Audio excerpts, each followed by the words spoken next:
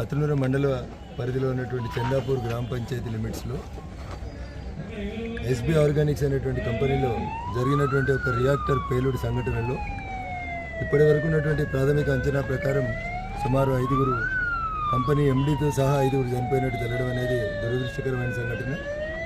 అయితే అందులోంచి లీక్ అవుతున్నటువంటి గ్యాస్ అమ్మోనియా కావడంతో లోపల ఉన్నటువంటి ఇంకొన్ని రియాక్టర్ల పరిస్థితి కూడా బాగాలేదని సంఘటనలో గాయపడినటువంటి స్థానికులు తెలపడం వల్ల సహాయక చర్యలు అందించడం లోపల కొంత ఆలస్యం జరుగుతూ ఉంది.